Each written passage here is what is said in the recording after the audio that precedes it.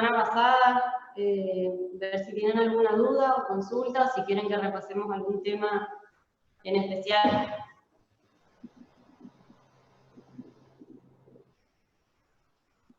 Acuérdense que para hablar tienen que activar el micrófono, ¿sí? O levantan la mano.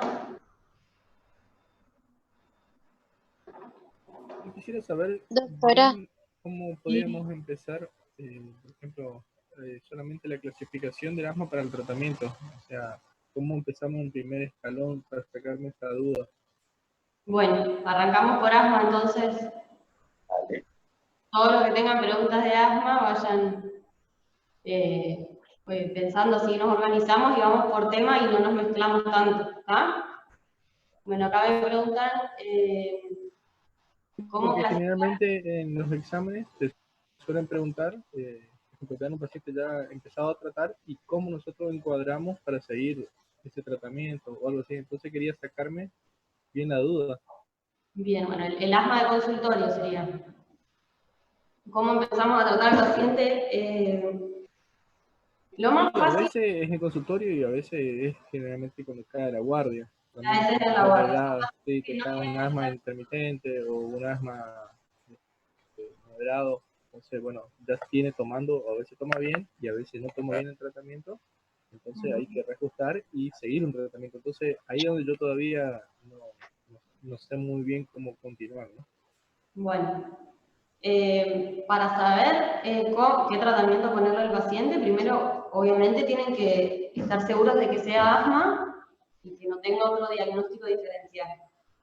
Obviamente que si es un paciente joven, no voy a dudar de que tenga EPOC, pero hay otras patologías, como decíamos la otra vez, en los pediátricos, que puede ser solo hiperreactividad bronquial, si es un paciente adulto puede ser EPOC, ver si ese asma está asociado a alguna actividad laboral o si es su asma persistente. Entonces, una vez que yo diagnostico que tiene asma el paciente, voy a iniciar el tratamiento, que siempre, como decimos, lo más... doctora, Sí. una pregunta. Yo tengo la clasificación de asma antes de empezar con el tratamiento, es intermitente, persistente, leve, moderado, grave, y ahí tenemos otro tipo más que severo, ¿está bien? Sí, esa es la clasificación. Entonces, Hasta son 5 graves. Entonces, lo que tienen que hacer ustedes, una vez que saben que el paciente tiene asma, es saber cuál es su gravedad, si es un asma intermitente o si es un asma persistente, ver cuál es la gravedad. Y eso lo van a saber de acuerdo a los síntomas que presentan. En el PowerPoint yo creo que les puse un cuadro. Lo que tienen que saber es si el paciente tiene síntomas durante el día, durante la noche, en la actividad física, si usa broncodilatadores de acción corta como rescate, y si pueden saber su espirometría o su pico flujo, eso también nos va a ayudar. Entonces, de acuerdo a si esos síntomas se presentan menos de una vez a la semana, una vez al mes o todos los días, ahí yo lo voy a clasificar como leve, moderado o grave. ¿Sí? El asma intermitente es el que tiene síntomas menos de 2 veces al mes. Es el paciente que alguna vez sale a hacer la actividad física y tiene un broncoespasmo, o un paciente que de repente tuvo un cuadro alérgico y tiene broncoespasmo, que se expuso a algo que le desencadena una crisis, pero después durante el resto de los días está bien. ¿Sí? Ese es el intermitente, el que alguna vez, menos de 2 veces al mes, tiene un episodio. Ahora, el paciente que todos los días tiene síntomas, tiene una gravedad. El paciente que tiene síntomas durante el día y se despierta durante la noche por broncoespasmo, va a tener mayor gravedad. Y si el paciente a la vez no puede realizar actividad física, va a tener otra gravedad. Entonces ahí van evaluando los síntomas. Fíjense que hay una tabla que cumple si solo presenta síntomas 2 veces a la semana, más de 2 veces a la semana o todos los días. ¿Está? Con eso lo clasifican en leve, moderado o grave. ¿Hasta ahí se entiende? Sí. Bueno, Y una vez que sé si el asma es leve, moderado, grave o intermitente, me voy al tratamiento. El paciente que tiene asma intermitente, le voy a decir que cuando tenga un episodio de broncoespasmo, que va a ser una vez al mes o 2 veces al mes, broncoespasmo, no crisis, ¿sí? Un episodio de broncoespasmo, se haga un PAF de salbutamol acompañado de un corticoide inhalado. Solo cuando tenga síntomas. Ahora, si tiene síntomas leves, le voy a dejar reglado una dosis de corticoide inhalado a dosis baja. Y a partir de ahí empiezo a subir la dosis de corticoide. O sea que si tiene asma moderado, va una dosis de corticoide baja o media, de acuerdo a los síntomas que tiene. Doctora, una pregunta en eso. ¿El salbutamol es en PAF o también puede ser en nebulizaciones, no es cierto? 3 centímetros cúbicos tengo de solución fisiológica, 15 a 20 gotas. Claro, la dosis es 20. Si, o sea, es una gota por kilo y si pesa más de 20 kilos, o sea, si no es pediátrico, son 20 gotas dosis máxima. Hay pacientes que les da mucha taquicardia, entonces se le puede poner 15 o 10, pero la dosis es 20 gotas, después se puede aportar un poquito. Pero no más que eso por la taquicardia, que es molesta. Y como alternativa del tratamiento también tengo inmunocorticoides sistémicos, ¿no es cierto? O sea, los corticoides y formoterol también tengo. Corticoide inhalado sistémico, esa es la está. Corticoide inhalado sistémico. Formoterol es el beta 2 de acción larga. Sí. Pero en el asma intermitente entonces conviene salbutamol nomás, ¿no es cierto? A ver, el asma intermitente toda la vida, tiene un broncoespasmo salbutamol. Desde el 2018, ¿sí? Ustedes ya entran en esta clasificación, desde el año 2018 se está tratando de que no se use el salbutamol solo, porque lo que decíamos la otra vez, el asma es una enfermedad inflamatoria. Si yo no saco la inflamación, el broncoespasmo vuelve. El salbutamol lo único que va a hacer es aliviar los síntomas, va a broncodilatar los músculos del músculo liso del bronquio, alivia la sintomatología, pero una vez que pasa la vida media, el paciente vuelve a tener broncoespasmos si la inflamación sigue. Es como esa propaganda de si la inflamación no se va, el dolor vuelve. Lo mismo en asma. Si la inflamación no se va, el broncoespasmo vuelve. ¿Ah? Entonces, todos los pacientes que tengan asma tienen que tener corticoide inhalado. Entonces, desde el 2018 ya no se usa el salbutamol solo. Si el paciente se hace una dosis de salbutamol, hay que decirle que se haga un PAF extra de corticoide inhalado, budesonide o fluticasona, lo que tenga, ¿sí? Como para acompañar a desinflamar. El formoterol es un beta 2 de acción larga, pero la ventaja que tiene es que tiene un mecanismo de acción rápido, ¿sí? Su mecanismo de acción empieza a corto plazo. Entonces, por ahí el paciente no tiene salbutamol o su medicación de base es formoterol, puede usarlo como rescate. Que la ventaja es que el efecto empieza rápido, no tan rápido como el salbutamol, pero empieza rápido y tiene una vida media un poco más larga. O sea, es más larga el formoterol. ¿Está? Sí. Lo ideal sería que el paciente que tenga broncoespasmo se haga un PAF de, por ejemplo, fluticasona, formoterol, fluticasona y una acción larga. Pero no todos los pacientes tienen acceso a la medicación. Entonces, lo más fácil es decirle que se hagan un salbutamol y un corticoide inhalado. ¿Y el corticoide inhalado también es un PAF, así? Estamos hablando siempre cuando es broncoespasmo, ¿no? No crisis. En asma, la medicación es inhalada. no nebulizada. La nebulización la dejamos para la crisis. ¿Tá? En el caso que este paciente intermitente tenga una crisis, ¿cómo sería el tratamiento? ¿Cómo? En el caso de este mismo paciente, pero que en vez sea un broncoespasmo, tenga una crisis, ahí sí lo nebulizamos. Ahí, la crisis, la medicación es nebulizada o en PAF. Se usa nebulizada en la guardia porque el PAF es de uso individual, no puedo tener 50 PAF para la gente que venga. Sí, gracias. ¿Está?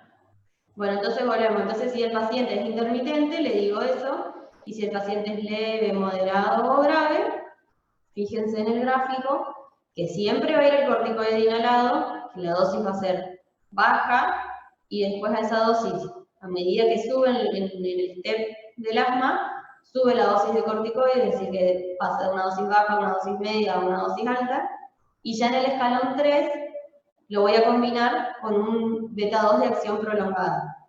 Y eso es de uso diario.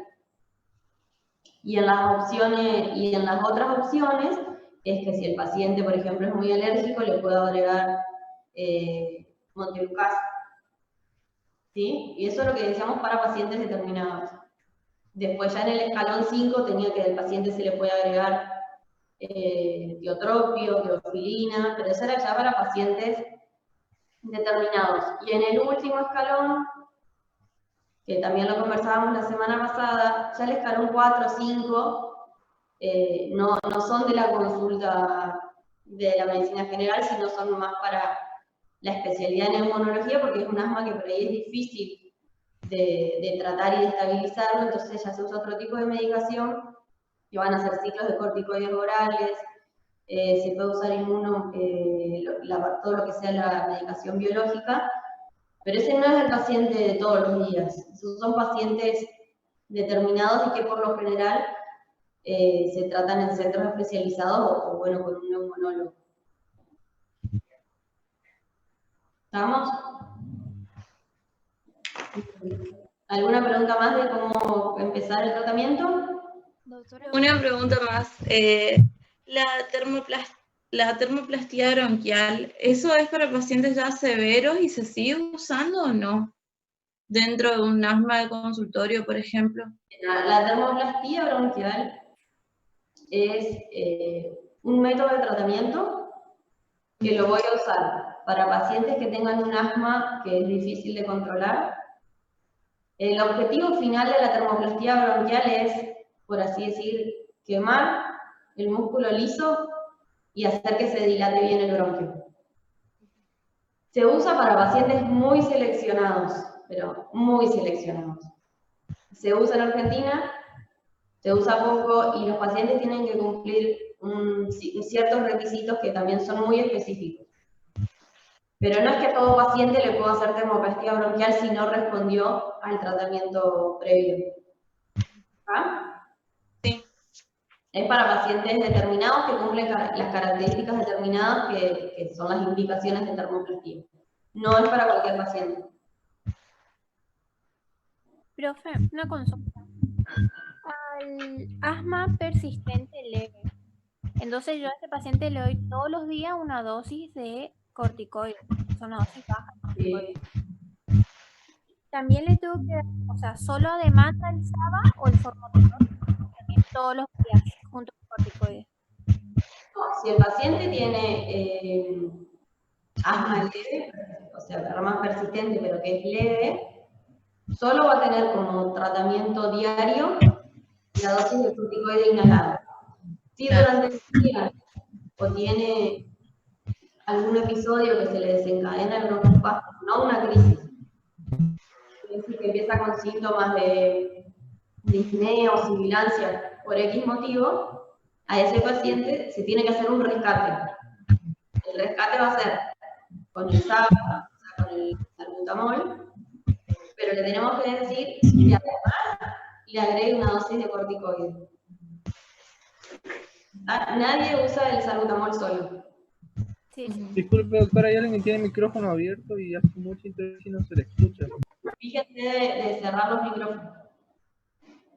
¿Está? ¿Puedes repetir lo último que no se le escuchó bien? Todos los pacientes van a tener su medicación de base, que puede ser corticoide inhalado solo o corticoide combinado con un beta-2 de acción larga, y en el momento que tengan una crisis que necesiten un rescate, siempre el rescate fue con salbutamol. Pero si sospechamos que tiene una crisis, o que tiene un episodio de broncoespasmo o de sibilancia por asma, significa que su vía aérea está inflamada. Entonces, en 2018, esa fue como la modificación más importante en el tratamiento de asma. La idea es que nadie use salbutamol solo, sino que el rescate se haga con salbutamol y una dosis de corticoide inhalado. Si el paciente usa un combinado, es decir, que usa un corticoide más un beta-2 de acción larga todos los días, cada 12 horas, el rescate se lo va a hacer también con la misma medicación. Por ejemplo, si usa budesonide, formoterol cada 12 horas y de repente salió a correr un día de frío y le da broncoespasmo, se hace un rescate con la misma medicación. Ahora, si el paciente solo usa corticoide inhalado, por ejemplo en un asma leve, y de repente tiene un broncoespasmo porque salió a correr en un día frío, su rescate se lo va a hacer con el salbutamol. Pero a ese salbutamol le tiene que agregar, por ejemplo, un PAF de budesonide. ¿Está? Eso es lo más importante, que no usen el salbutamol solo. No porque sea una moda, sino porque se hicieron muchos estudios durante este tiempo que se publicaron en el 2018 y lo que se vio es que muchas de las crisis asmáticas que llegan a la guardia son pacientes que vienen con, no sé, 10 PAF de salbutamol en el día. Entonces que se empezó a estudiar eso y lo que se vio es que el uso excesivo de salbutamol predispone a las crisis porque lo que hace el uso a altas dosis de corticoides inhibe los receptores de beta-2. Entonces, por más de que el paciente use salbutamol, no se va a broncodilatar porque prevalece la inflamación. Entonces, la idea en el tratamiento del asma ahora es que el paciente no use el broncodilatador solo y que el paciente empiece a usar el corticoide también en las crisis, para sacar la inflamación que le produce esa exacerbación. ¿Me expliqué? ¿Se entendió la idea? ¿Sí? Lo más fácil, el asma es inflamatorio, entonces siempre tiene que tener corticoide inhalado en el tratamiento. ¿Ah? Si es el tratamiento de base o si es una exacerbación. ¿Va? Si ustedes leen tratamientos antes del publicaciones antes del 2018, van a decir que el rescate es solo con un salbutamol. Desde el 2018 se está diciendo que hay que agregar el corticoide inhalado. Esa es como la principal diferencia. Profe, ¿y la prevención con cromoglicato en niños? ¿En qué casos? No, eso es pediatría, o sea, también pacientes determinados, no se usa tanto, se usa más el Montelukast. Gracias. Son pacientes, lo mismo que decíamos de la teofilina, son pacientes que cumplen tal criterio. Doctora, y en el caso de una crisis asmática, ahí de nuevo volvemos a clasificar al paciente leve, moderado, severo y en paro intermitente, ¿no es cierto? A ver, en la crisis, para tratar la crisis, Ajá. eso es asma. Claro, o sea, porque ahí miramos el BEF y la saturación de oxígeno, ¿no es cierto?, para una crisis asmática. Está. Lo que hablamos recién es asma del consultorio. El paciente que está estable y va a la consulta. La crisis asmática que atendemos en la guardia, el paciente puede estar en tratamiento y de repente tiene una crisis, o es un paciente que no tiene tratamiento y tiene una crisis. La crisis asmática es crisis asmática, no tiene que ver con el tratamiento habitual. La crisis asmática, para clasificarla si es leve, moderada o grave, hay otros parámetros. Son parecidos, pero no son los, o sea, son en el momento agudo. Evalúo la frecuencia respiratoria, frecuencia cardíaca, la saturación del paciente, si el paciente está consciente o si está somnoliento, es decir, que ya está, digamos, está en las últimas, digamos. Si le puedo hacer un pico flujo, nadie le va a hacer una espirometría a un paciente que está en una crisis. Si puedo hacer un pico flujo, se hace, y después evalúo si el paciente puede hablar o no. Eso también me va a ser un parámetro de la disnea que tenga el paciente. Y ahí lo mismo, sumo los criterios y lo clasifico en crisis leve, moderada o grave. Fíjense que la lista de criterios para clasificar si es leve, moderado o grave son como 5 o 6 puntos. Siempre el que va a decir si es leve, moderado o grave es el punto más importante. Es decir, por ejemplo, si un paciente tiene frecuencia respiratoria normal, pero está somnoliento, es decir, que cumple un solo criterio, pero el criterio que cumple es muy grave, o sea, no es lo mismo estar somnoliento porque estoy por entrar en coma con una frecuencia respiratoria baja, a decir que tengo una frecuencia respiratoria baja y estoy lúcido. Entonces hay criterios que son más importantes que el otro. Por ejemplo, si el paciente tiene una frecuencia respiratoria de 18 y satura 89, no es lo mismo que el que tenga una frecuencia respiratoria de 20, pero sature 99. Entonces, el peor criterio me hace subir o me hace pasar de leve a moderado a grave. ¿Me expliqué ahí?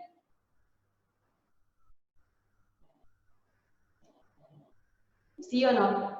¿Vamos de vuelta? Sí, se entendió, se entendió. Bueno, bárbaro.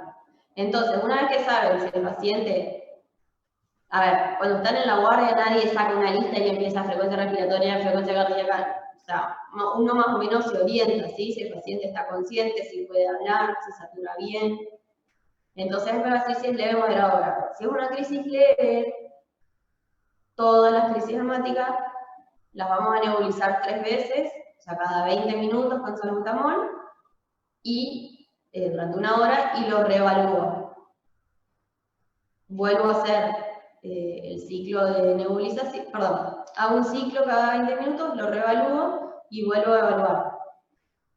Si el paciente, después de los 2 ciclos de nebulizaciones con salbutamol, mejoró los parámetros, ese paciente puede hacer un tratamiento ambulatorio. Y ese es el que se va a ir a la casa. Si el paciente quedó igual o empeoró, se va a quedar en la sala o en la internación. Ahora, todos van a tener las nebulizaciones. Y todos, como es una crisis, todos van a tener corticoide. Sistémico en este caso, no inhalado. ¿Sí? Acá no me importa el PAF. Acá le voy a dar corticoide sistémico. Que la vía con la que se lo puedo dar es vía oral o endovenoso. ¿Cómo sé si es endovenoso o si le doy vía oral? Muy simple. Si es una crisis leve, si el paciente tiene una buena frecuencia respiratoria, no desatura, puede hablar y está sentado tranquilo, le voy a dar el corticoide vía oral. ¿Para qué le voy a poner una vía? Ahora, si el paciente está con taquipnea, habla entrecortado, usa músculo, no le voy a decir toma un comprimido porque con suerte puede hablar y puede respirar, entonces no le voy a desastrabar a ese paciente, ya que tiene una frecuencia respiratoria alta o que le cuesta hablar, ya ese paciente pasa a endovenoso. ¿Estamos? Y de acuerdo a la gravedad, ahí van viendo que algunos pacientes se les va a solicitar estudios complementarios, en el caso que yo sospeche que la crisis se da por una infección, se desencadena por alguna falla cardíaca, etc. Y obviamente si el paciente tiene desaturación, le voy a pedir un estado ácido-base. El estado ácido-base, más o menos, el estado ácido-base es el que nos va a ir indicando si el paciente es un paciente para estar en sala o es un paciente para estar en terapia. Y ahí teníamos que ver, como hablábamos la semana pasada, el pH del paciente, obviamente si está o no en insuficiencia respiratoria, y la CO2 que maneja. ¿Está? Si un paciente viene en una crisis asmática, viene con taquipnea, viene con una frecuencia respiratoria de, no sé, 24, 25, su CO2, ¿cómo va a estar? ¿Normal, baja o aumentada? Aumentada. Si ustedes respiran rápido, empiezan. ¿Qué le pasa a la CO2 ahí? Baja. Se lava, se baja. Se lava, ¿está? Y se baja la. Si la Claro. CO2 baja, si la presión de CO2 baja, ¿qué le pasa al pH? Aumenta. Bien. Entonces, el paciente va a estar en lo que llamamos Alcalosis respiratoria. bien, perfecto. Si un paciente está con una frecuencia respiratoria de 30, ¿cuánto? O de 35, ¿cuánto puede aguantar con una frecuencia así?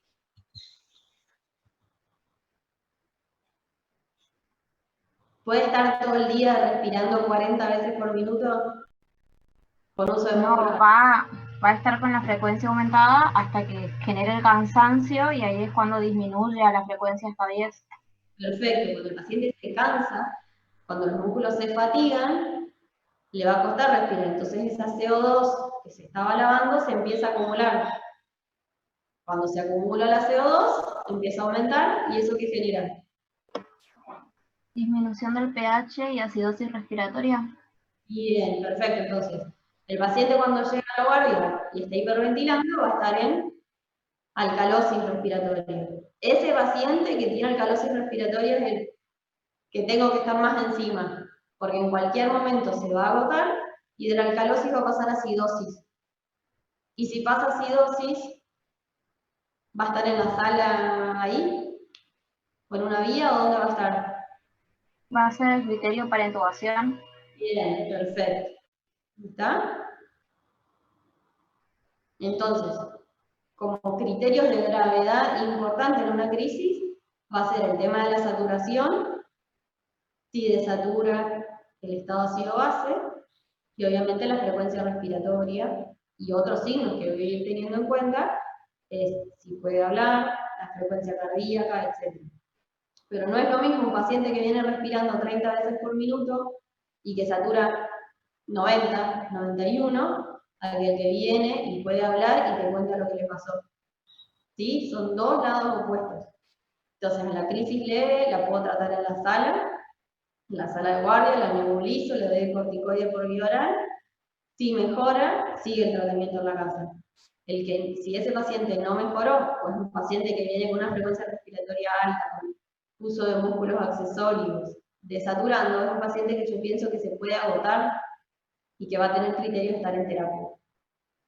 ¿Está? ¿Alguna pregunta de ahí, sobre crisis? No. Bueno. ¿Se le administra tiotropio o no a estos pacientes en crisis? No, o sea, el tratamiento es salbutamol. Se le puede agregar tiotropio. A ver, el tiotropio tiene, no es un... Tiotropio, bromuro, hipratropio, esa es una acción larga y otra acción corta, por eso preguntaba. A ver, el tiotropio es el antimuscarínico, ¿sí? De acción larga. La versión corta, como el salbutamol, sería el bromuro de hipratropio. El bromuro de hipratropio, como es un antimuscarínico, lo que hace, aparte de provocar broncodilatación, actúa sobre las secreciones, porque seca las secreciones. Entonces, si es un paciente que además está con secreciones, ¿sí? Que expectora mucho, el salbutamol, el bromuro de hipatropio lo que va a hacer es disminuir, no le va a sacar las secreciones, pero va a disminuir esas secreciones. Digamos, se lo agregaría a esos pacientes, no a los que van con tos seca. Doctora,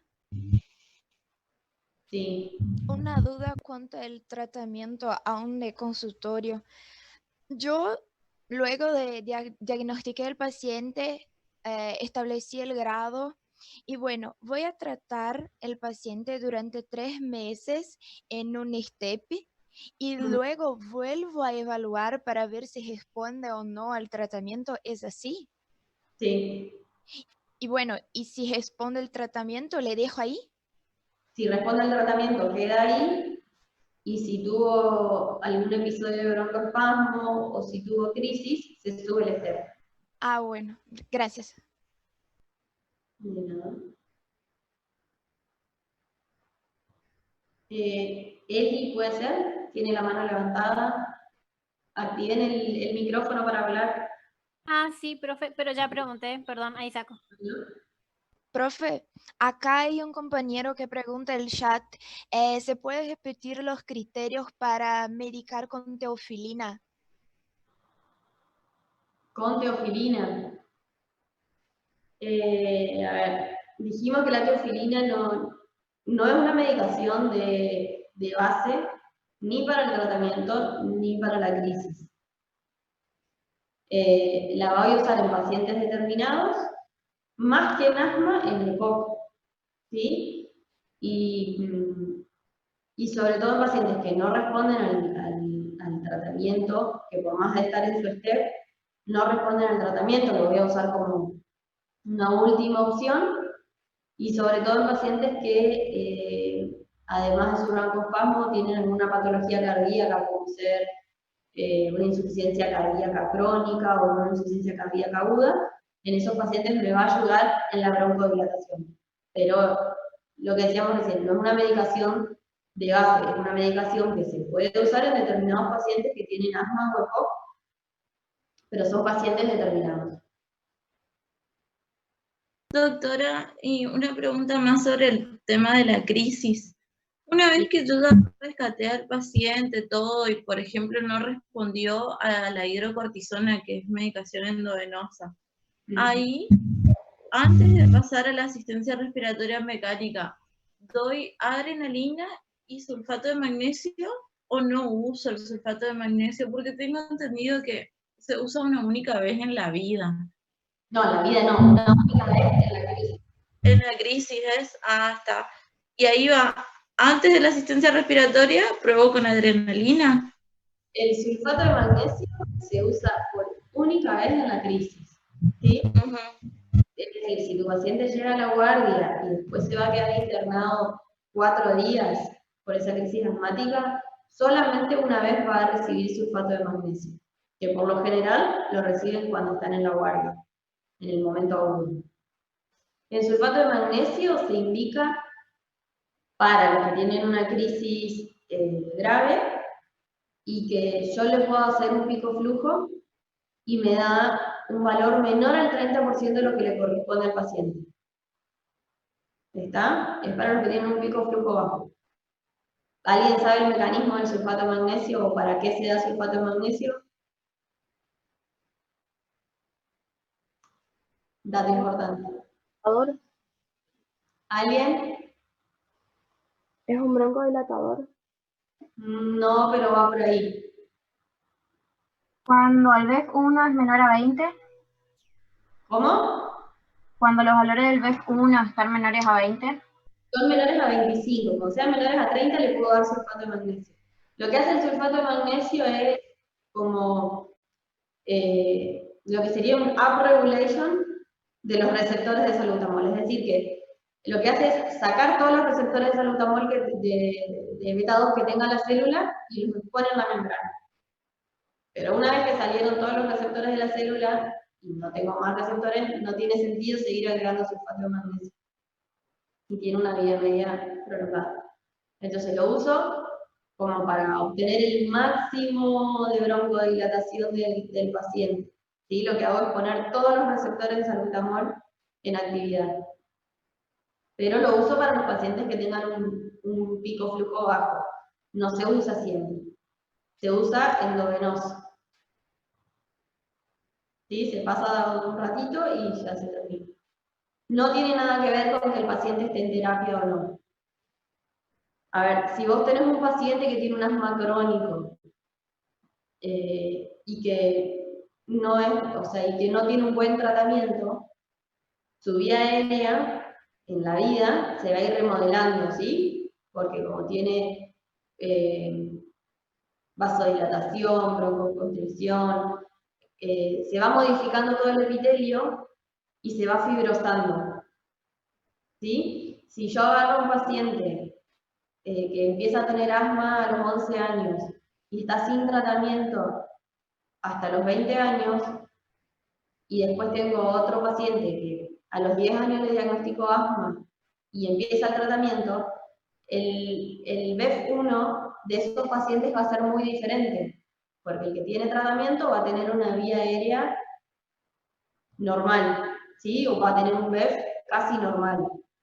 El paciente que no hace tratamiento, su vía aérea se va remodelando, se va fibrosando y pasa de tener una patología reversible, como es el asma, a empezar a tener una obstrucción crónica, se va a ir yendo para el lado del coco. ¿Se entiende esa diferencia? ¿Está? A ver, el asma, si yo no lo... A ver, ¿por qué es muy importante tratar el asma? Porque después la vía aérea se va a remodelar y se va a fibrosar. Y va a pasar de tener una obstrucción variable a tener una obstrucción fija. Entonces, un paciente que empieza con asma y que no hace tratamiento, su BEF va a ir bajando en el largo de la vida. ¿Sí? Va a tener menor capacidad respiratoria, distinto al que hace tratamiento. Entonces, esto iba por el sulfato de magnesio. El sulfato de magnesio lo voy a usar en la guardia para los que tengan un BEF bajo. No tiene nada que ver con el ingreso a terapia. Si mi paciente tiene tratamiento para el asma y de repente tiene una crisis, se supone que su BEF está disminuido, pero que su BEF diario, su BEF basal, es alto. Ahora, si tengo un paciente que nunca hizo tratamiento, su BEF siempre va a ser bajo. ¿Sí? Y en una crisis va a ser mucho más bajo. Entonces, en esos pacientes son los que por ahí usan sulfato de magnesio antes que un paciente cualquiera en una crisis asmática. No sé si me expliqué. Los Merier. Vamos de vuelta. El sulfato de magnesio lo uso en las crisis asmáticas para los pacientes que tienen un BEF muy bajo. O que yo en la guardia le puedo hacer un pico flujo y su pico flujo me da menos del 30% de lo que le corresponde a él. Sea una crisis moderada, no importa, no tiene que ser una crisis grave o estar por entrar a terapia para que se indique el sulfato de magnesio. La indicación es que el pico flujo sea menor al 30%. ¿Está? Doctora, Sí. ¿con la embarazada se clasifica así de la misma manera para el tratamiento? Para el tratamiento para el asma de consultorio, O una embarazada que no sabe, que le agarró justo asma del embarazo nomás. el asma del embarazo, o sea, hay mujeres que no tienen síntomas de asma o que tienen un asma muy intermitente y el embarazo es un factor predisponente para exacerbar el asma.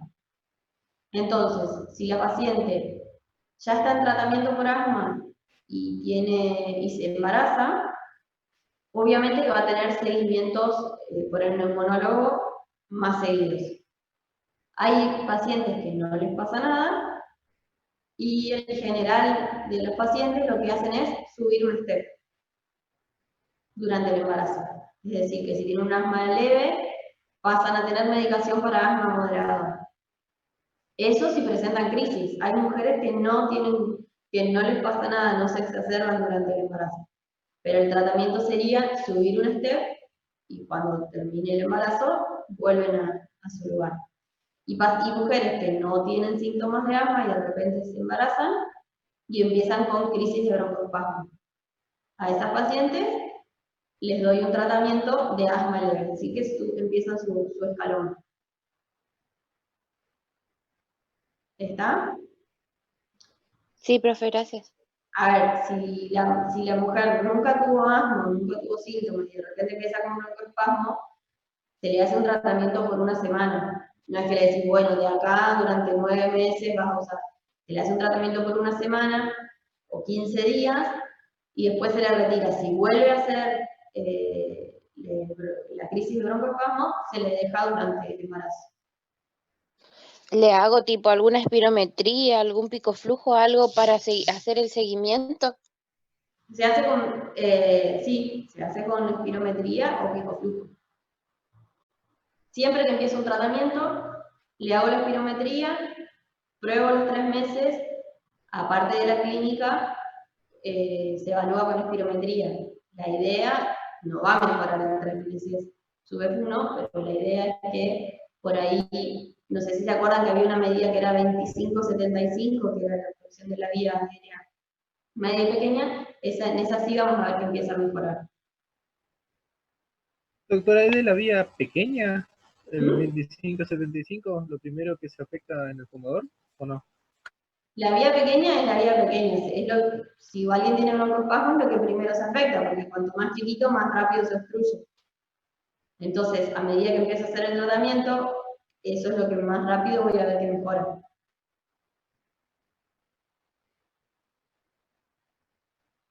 Bien, ¿algo más? Doctora, tengo una duda. A la hora de leer una espirometría, primero está el pre-broncodilatador, post-broncodilatador y después está el LIN. Yo no entiendo qué función cumple el LIN. El LIN, Sí. el LIN se llama límite inferior normal. Eso es lo que significa el LIN. Es lo mínimo que debería, el valor mínimo que debería tener tu paciente. A ver, la espirometría están hechas con tablas según la edad, el sexo y la etnia y la talla. Entonces, por ahí, por ejemplo, tu paciente tiene un BEF1 de 2 litros y eso te da,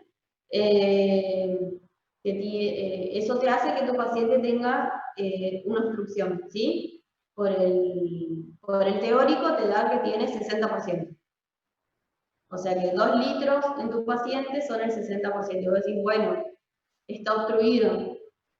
Pero en verdad, su LIN, su límite inferior de lo normal, te dice que es 1.800. Es decir, que tu paciente en verdad tiene como un margen hasta su límite inferior para decir que no está obstruido.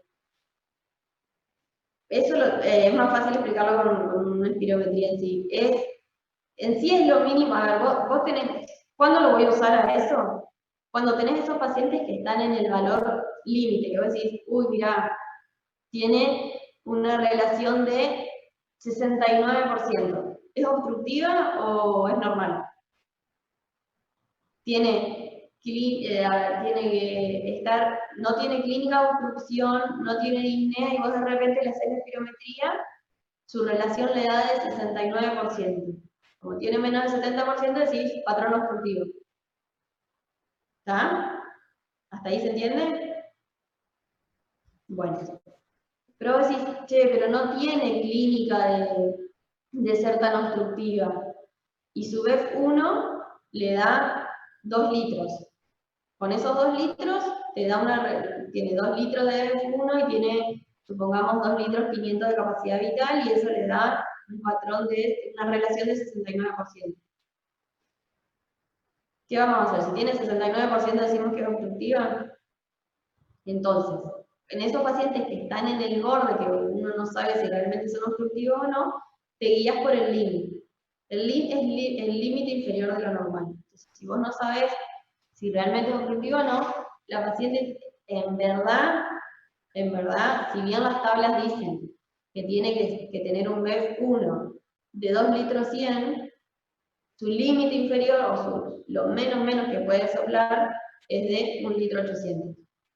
Es decir, que si tu paciente está en el límite y vos no sabes si es obstructivo o no, y no tiene clínica, esos 2 litros que sopló no la van a clasificar como obstructiva, porque en verdad sopla más del límite inferior de lo que debería soplar. Está como en un parámetro normal. Algo así sería. Es como que necesito la espirometría para mostrarlo, pero no sé si me expliqué ahí. Sí, está bien, gracias. O sea, ustedes siempre fíjense, por más de decir, bueno, tiene una relación de BF1 sobre capacidad vital de tanto asma obstructiva, o tiene un BF1 de 69%, tiene una obstrucción moderada. No, bueno, miren realmente cuál es el límite inferior que puede tener esa paciente, porque capaz no es obstructiva y está en su normalidad. Pero eso lo uso para pacientes que estoy ahí en el borde. Obviamente que si tiene una relación de 45% y un BEF del 35%, el link no me importa, porque obviamente está mucho más abajo que su límite inferior. Es para pacientes que están ahí en el borde y que no tienen tanta clínica. O el paciente que me da, tengo que decir si es obstructivo o no, y la relación me da 69%, o me da 71%. Y está en el borde, si hubiese soplado 5 mililitros más no era obstructiva. Y eso, digamos, es un valor aislado, entonces lo tengo que acompañar con la clínica. Entonces, si no tiene clínica y la espirometría me da obstructiva, pero en verdad sopla más que el límite inferior, o sea, sopla más de lo mínimo que debería soplar, y bueno, no es obstructiva. ¿Está? Es como un valor para no encasillarse en un estudio solamente, sino como para poder acompañar a la clínica. Doctora, una Sí. pregunta sobre la prueba de los broncodilatadores. Para decir que es reversible, ¿tengo que tener mayor a 12% en la gelación o 200 ml del VF1 o ambos? No sé si me explico. Tenés que tener ambos en BEF1 o en capacidad vital. La relación no importa. Ah, bueno, sí. Vos mirás el BEF. Primero mirás el BEF. Le hiciste la prueba con un broncodilatador. Mirás el BEF. Si el BEF aumentó más de 200 mililitros y eso equivale a más del 12%, es positivo. A veces hay pacientes que aumentan 210 mililitros, pero eso equivale al 9%. Entonces, no es positivo. Tiene que cumplir los 2 criterios. En el BEF o en la capacidad vital. Pero los 2 criterios en el mismo valor. Claro, entendí. ¿Está? Sí. Bien. ¿Algo más de asma? Una consulta, ¿la capacidad vital forzada en el patrón obstructivo está aumentado? ¿La capacidad vital? Sí, la capacidad vital en el patrón, porque tiene, por ejemplo, disminución del BEF, tiene índice de TIFE normal o disminuido, y la capacidad vital, yo no sé si está aumentado o no, creo que sí, porque en la restrictiva... En el patrón obstructivo, la relación siempre es baja. Eso es lo que me dice que es una obstrucción. ¿Está? Claro, y la capacidad vital también es baja. La capacidad vital restrictiva. Está normal, puede estar baja o puede estar aumentada. A ver, si es un paciente que tiene una obstrucción de corta evolución, solamente va a estar afectado su F1, ¿sí? Bien. Si es un paciente que nunca tuvo tratamiento, como decíamos recién, por ejemplo, tiene asma y hace 10 años no tiene tratamiento, todo el árbol bronquial se va a ir modificando y se va a ir fibrosando. ¿Está? Entonces, toda su capacidad funcional respiratoria va a ir disminuyendo porque su pulmón se va a empezar a fibrosar de alguna manera, ¿sí? Sus bronquios. Entonces, obviamente el BEF1 va a estar bajo y la capacidad vital forzada, que me representa todo el aire que puedo entrar y todo el aire que puedo sacar, como mi pulmón se está los bronquios se están remodelando, se están fibrosando, también va a ser menos porque no va a tener la misma elasticidad que un pulmón normal. Entonces, en ese caso, también la capacidad vital puede estar disminuida. ¿Está? Y ahora, si es un paciente, por ejemplo, sobre todo los que tienen, ¿cómo que se llama? Atrapamiento aéreo y demás, la capacidad vital a veces puede estar un poco más aumentada, no mucho más de lo normal, pero puede estar normal a levemente aumentada. Gracias, doctora.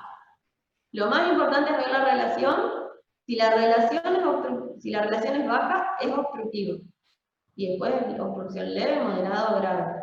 La capacidad vital puede o no acompañar al BF1 bajo. Eso depende de la evolución del paciente. Claro, porque yo sabía que, o sea, había leído que, por ejemplo, en los patrones obstructivos tenía el BF1 disminuido y el difenol también disminuido, pero en la parte del BF y el difenol también estaba la capacidad vital, pero no había leído en ningún momento de cómo estaba la capacidad vital forzada en lo obstructivo, por eso era mi duda. Eso depende del paciente, lo mismo. A ver, si es un paciente que tiene fibrosis pulmonar, va a tener un parénquima endurecido, su espirometría va a ser de tipo restrictiva, ¿no? La capacidad vital va a estar disminuida. Ahora, si ese paciente fumó durante toda la vida y ahora tiene fibrosis pulmonar, ¿cómo va a ser la espirometría? O sea, las dos cosas van a estar bajas. Por un lado el BF1, por la obstrucción, digamos, del EPOC que pueda tener, y también la capacidad vital va a estar baja. Entonces, cuando haga la relación va a estar normal, porque si las dos están bajas, la relación está normal. Entonces va a dejar de ser obstructivo. Entonces ahí, ¿ah? Eso por ahí es más específico, pero lo obstructivo es relación baja, y la gravedad de la obstrucción, el BF1. El restrictivo tiene una relación normal, y el BF1 puede ser normal, pero su capacidad vital está baja. ¿Sí? Sí, gracias. Acá es donde les decía, para esto nos sirve el link, sobre todo en estos pacientes que son las dos cosas. A ver, tengo una relación, mi paciente tiene fibrosis pulmonar, porque le tocó tener fibrosis pulmonar y es un paciente tabaquista de muchos años. Entonces, si yo veo la relación, me va a dar normal. Si tiene relación normal, tiene un patrón sugestivo de restricción. Pero si yo miro el BF1, su BF1, como fumó mucho tiempo, está mucho más bajo de lo que debería ser para él. Capaz que si yo miro la espirometría sola me dice que tiene un BF1 del 70%. Sí, pero tiene un BF1 del 70% para un pulmón que tiene fibrosis. ¿Sí? Para un pulmón que tiene una capacidad vital forzada mucho más baja. Ahora, si yo miro cuál sería su BF1 normal, va a estar más abajo del link. En esos pacientes yo uso el link, como para definir la clínica. O sea, la idea es que no crean que la espirometría dice obstructivo y es obstructivo, es restrictivo y es restrictivo. La idea es que todos sepamos leer una espirometría a grandes rasgos. El link se usa para estos tipos de pacientes que son más complicados, no lo usamos todos. ¿Está? Profe, una consulta sobre la oxigenoterapia. La oxigenoterapia puede ser a alto flujo o a bajo flujo, ¿sí? ¿Cuál sería, o sea, la diferencia sería con la ventilación mecánica de esa oxigenoterapia, que la ventilación mecánica le agrega presión a esto, ¿no? Sí, la ventilación ventila. Ajá. Maneja la presión de ingreso, la presión digamos, de ingreso a la vía aérea, la presión de salida del aire de la vía aérea, y a la vez maneja una presión que está en el medio, que es la que evita el colapso de los alvéolos. Yo, si a un paciente le pongo oxígeno a bajo flujo, le pongo una cánula nasal o una mascarilla o lo que sea, y respira oxígeno al 21 o al 28 o al 31%. O sea, Lo que hace si le pongo a bajo flujo sería que yo agarro y yo voy modificando esa fracción. Vos modificás la fracción, ¿está? Ahora, si vos pones a alto flujo, le vas a modificar además las presiones. Sí, pero el tema es que, según el libro, la de alto flujo y bajo flujo a su vez puede ser indeterminada y determinada, y la determinada o independiente sería la de alto flujo, porque yo le pongo una cantidad y esa cantidad va a respirar. Y lo que yo entendí, corríjame si estoy equivocada, es que la de bajo flujo, si el paciente necesita más o menos, él también puede ir como que midiendo eso, porque es indeterminada o es independiente. O sea, la dependiente es de alto flujo y la independiente es esa. Sí, o sea, y también tenés como diferencia que la ventilación, en la intubación, la ventilación invasiva, el paciente no maneja su ventilación. Uno setea en el equipo la cantidad de flujo que entra, la presión a la que entra y a la que sale, y la frecuencia respiratoria. Nada que ver con darle una cánula nasal con oxígeno, que el paciente va a estar respirando a su frecuencia, digamos.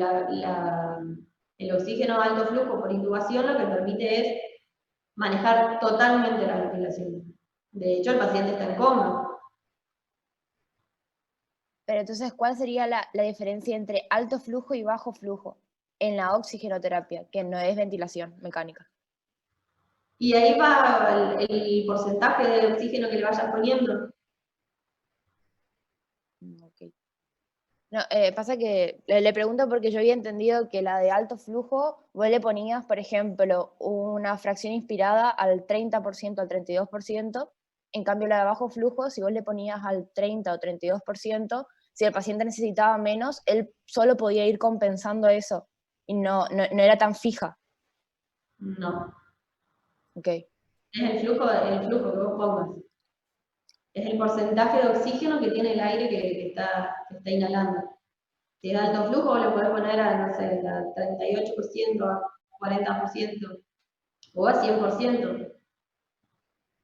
Ok. Y otra cosa, las lentillas nasales, ¿qué son? Porque busqué en internet y no encuentro. ¿Qué? Lentillas nasales. Lo vi en el libro, o sea, decía una forma de oxigenoterapia es una lentilla nasal, y busqué en internet y no encontré. Es un término español.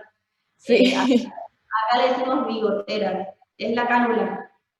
Ah, ok. Acá se le dice bigotera y en España le dicen lentillas. Ah, ok. O sea, Gracias. se llama Duloté, puede ser hoy. En verdad se llama cánula nasal. Uh-huh. Bigotera o lentilla es un término local. Ok, gracias. Bien, ¿algo Doctora, más? ¿Geometría? Sí. usted había dicho que el índice de Tiefenau era el BEF1 sobre la capacidad vital normal. Sí.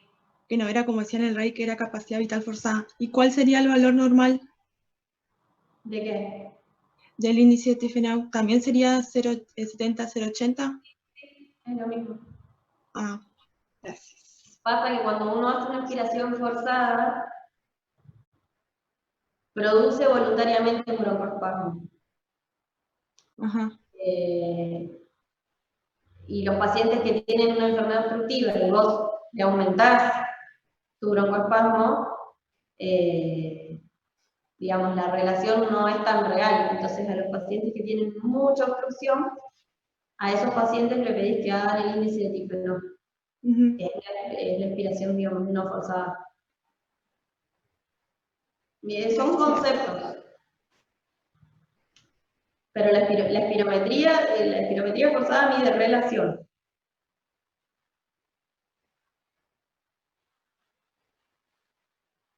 Bien, ¿algo más de espirometría o de asma? No. ¿Algo de POC? Yo leí que la cánula nasal funciona aunque el paciente esté respirando con la boca.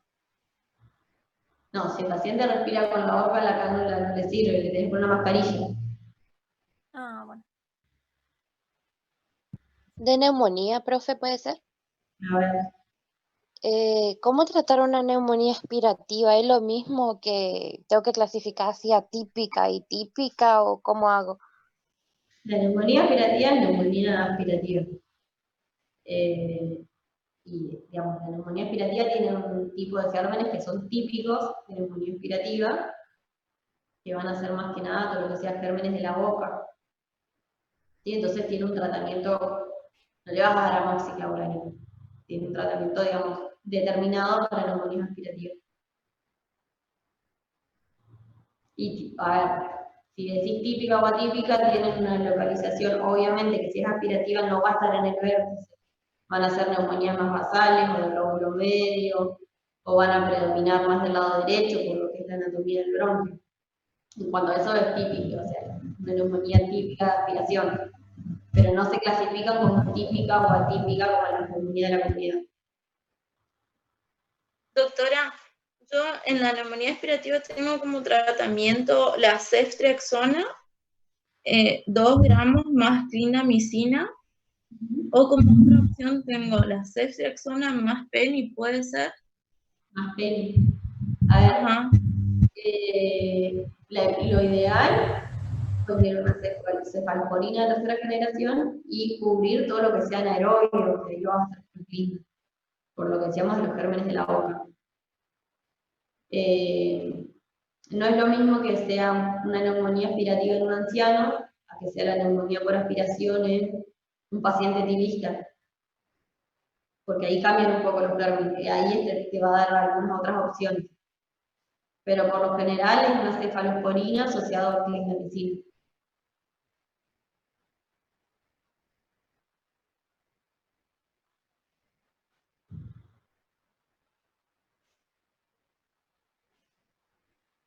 ¿Algo más?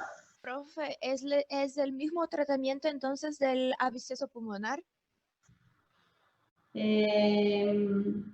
Parecido, a ver, si el absceso pulmonar está en un paciente que es etilista y de repente, no sé, a ver, supongamos, tuvo pérdida de conocimiento, se golpeó la cabeza, se aspiró y es un absceso, sí, va a ser el mismo.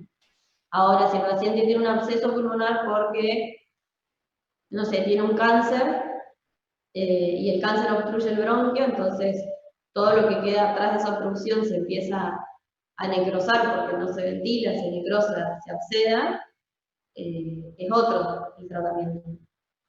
O sea, pienso en otro tipo de gérmenes. Bueno, y yo no he puesto en pensar con un tratamiento empírico con amoxiclavulánico o ampicilobactam. Sí, podés empezar con ampicilobactam, más claritro. Sí, hasta que salga el antibiograma para saber el germen específico. Claro, sí. Podés tener un absceso, no sé, por un estáfilo en un paciente que tenga una infección sistémica por estáfilo y que le dé absceso y ahí no te va a servir esa medicación. Entonces, en los abscesos también, a ver, hay un tratamiento que es clásico, que decís, bueno, veo un absceso, tengo que cubrir esto, tengo que cubrir gérmenes anaerobios, pero también hay otras causas de abscesos pulmonares, como puede ser un estáfilo, y que con ese antibiótico no te alcanza. Por eso también hay que saber el contexto del paciente. No es lo mismo tener un absceso que tener múltiples, que sea uno grande, a que sean chiquitos, que sean bilaterales. ¿Está? ¿Algo más de neumonías? Y Las 3 en el muestras caso del de hemocultivo. Para, ¿quién habla? Profe, una consulta. Dale. Las 3 muestras para el hemocultivo del neumococo, ¿tengo que hacer de diferentes lugares? ¿El cómo? Las 3 muestras para el hemocultivo de neumococo, ¿tengo que hacer de diferentes vena sería. El hemocultivo se toman 2 muestras. Ah, porque yo tenía entendido que eran 3 No. diferentes. Por ahí cuando el paciente tiene endocarditis o una infección así, se puede tomar 3, pero el hemocultivo es un par de hemocultivos, son 2. La idea es que sea uno de cada brazo, o sea, de diferentes lugares, y si, por ejemplo, el paciente tiene accesos complicados o lo que sea, y solo le puedo sacar sangre de un lugar, tiene que por lo menos pasar media hora entre toma y toma. Gracias. Yo iba a preguntar, en el caso de que sea un etilista nomás, que era aspirado, broncoaspirado, sería entonces el mismo tratamiento que la aspirativa. Mejor dicho que... ¿no? Sí, que la neumonía aspirativa. ¿Cómo? Sí. El absceso. Ajá. Ok, entonces se podría dar ceftriaxona, más clindamicina tranquilamente. Sí, lo que va a variar es el tiempo de duración del tratamiento. Eso también fíjense. Ok, gracias.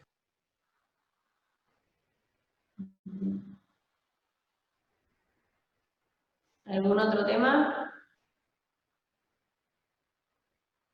Doctora, de la tuberculosis, ¿cuál es el fármaco que da el ras cutáneo?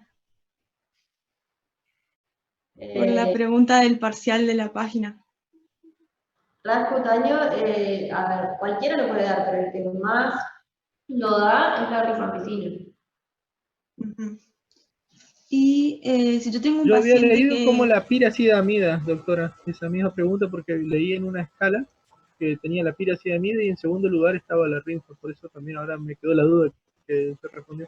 Una cosa es que tenga rash, ¿sí? Que tenga la piel como enrojecida, y otra cosa es que tenga prurito y lesiones en piel tipo pápula, ¿sí? Esa es la rifampicina. Y si hay un paciente que, no sé, por razones innecesarias le dieron tratamiento para neumonía y yo sospecho tuberculosis, ¿cómo hago para tomar el esputo? ¿Espero que terminen los antibióticos de la neumonía o le corto? No, le haces el esputo si tiene tuberculosis y vos le estás dando un tratamiento con amoxiclavulánico, el bacilo de la tuberculosis sigue ahí perfecto. O sea, no pasa nada. Sí. ¿Y qué es el efecto Boster de la tuberculina? Eso, a ver, eso está en el libro. Hay No, algunas no le... El efecto booster es como una reacción exagerada de la prueba, se le llama la prueba de tuberculina. ¿Sí? El efecto booster pasa cuando, por ejemplo, yo le hago una PPD a un paciente, ¿sí? Que nunca tuvo contacto con el bacilo y me da negativa. Y a los 5 días le repito la PPD y me da una pápula, ¿vieron la que hay que medir? No sé, de 15 milímetros. No significa que está enfermo, sino que tuvo un efecto booster, es una reacción inmune que se produce en el local, digamos, una reacción inmune que se produce en el local, donde se colocó la tuberculina, no es una respuesta antígeno-anticuerpo del bacilo, del bacilo, digamos, propio de la infección, sino es una reacción alérgica, una respuesta exagerada. Digamos que los linfocitos que van a provocar el granuloma, que es el que se mide, perdón, la pápula, que es la que se mide en el brazo, no son de la respuesta, no son linfocitos de memoria, por haber estado en contacto en algún tiempo con el bacilo, sino que son de una inmunidad inmediata que se produjeron los días antes cuando se colocó la tuberculina.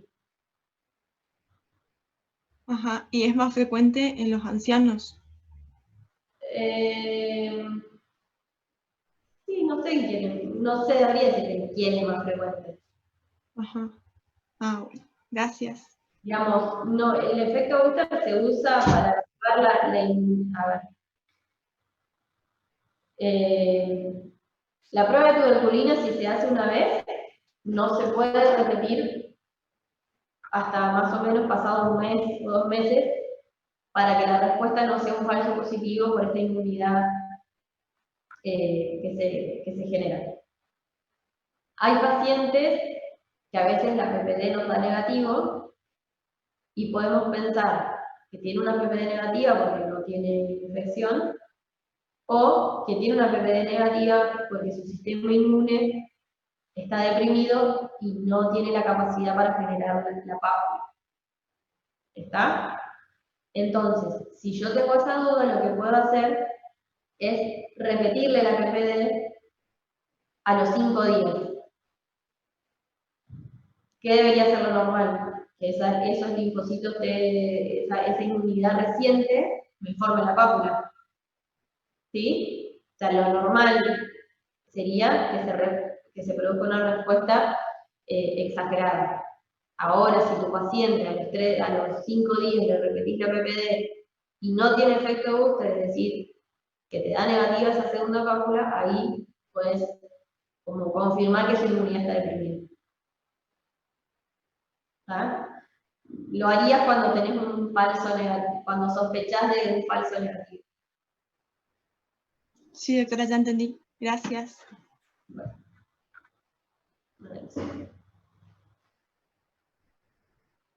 ¿Algo más?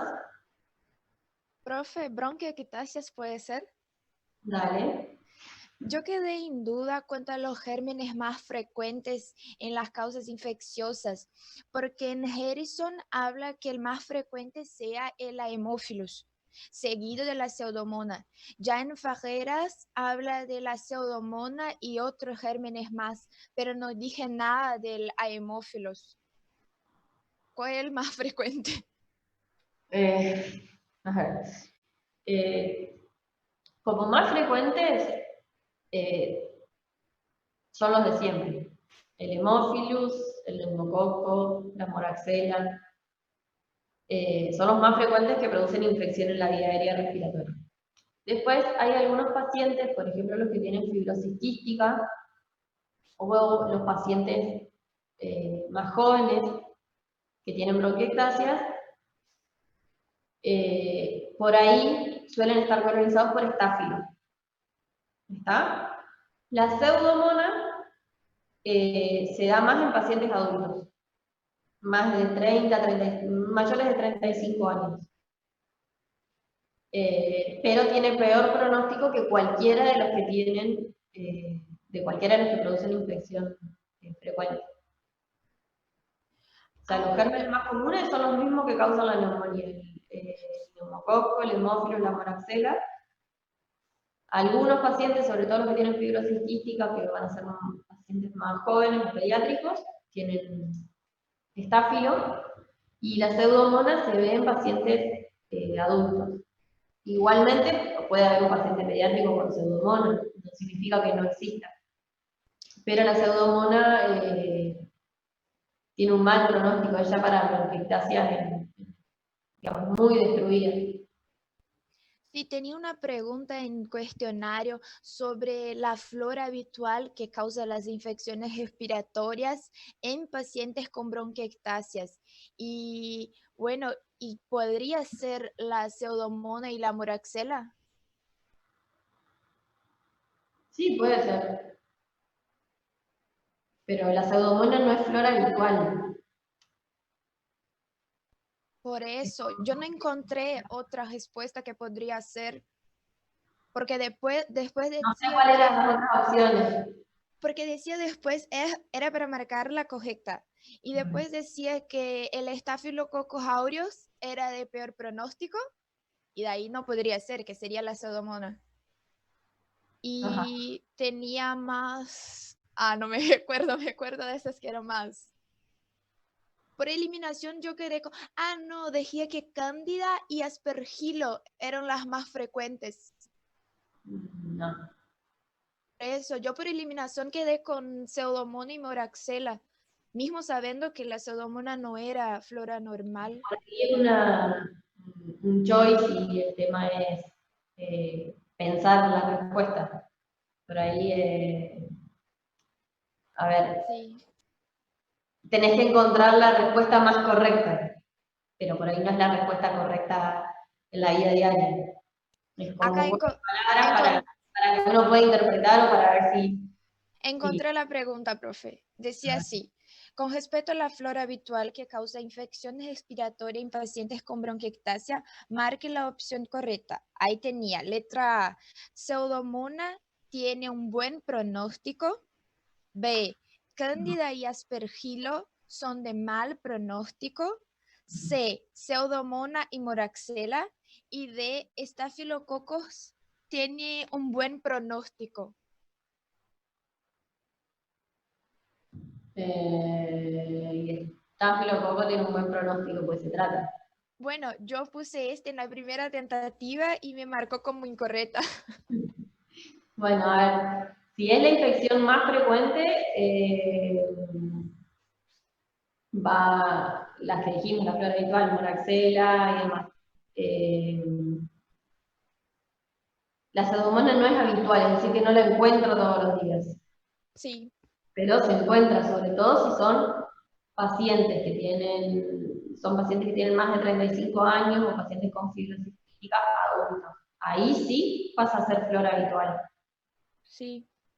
¿Y la Cándida y Aspergilos son de mal pronóstico? No son de mal pronóstico. Tienen tratamiento, digamos, responden al tratamiento. Tampoco que sean muy frecuentes, pero se encuentran. Bueno, por eliminación entonces sería Pseudomonas y Moraxella. Sí, gracias, profe.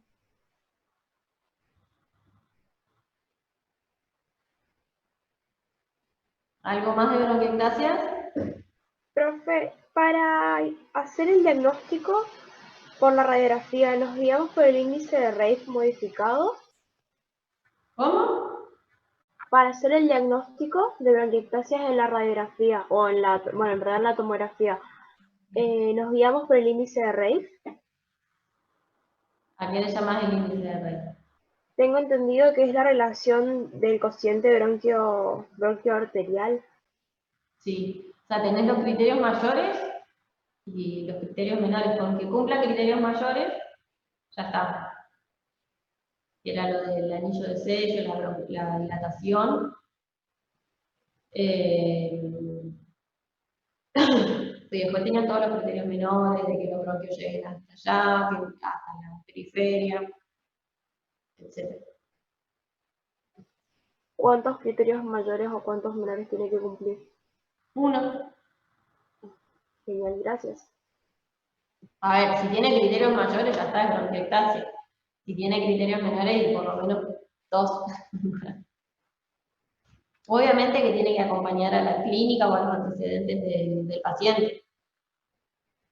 Hay pacientes que tienen bronquiectasia y que no tienen ningún síntoma.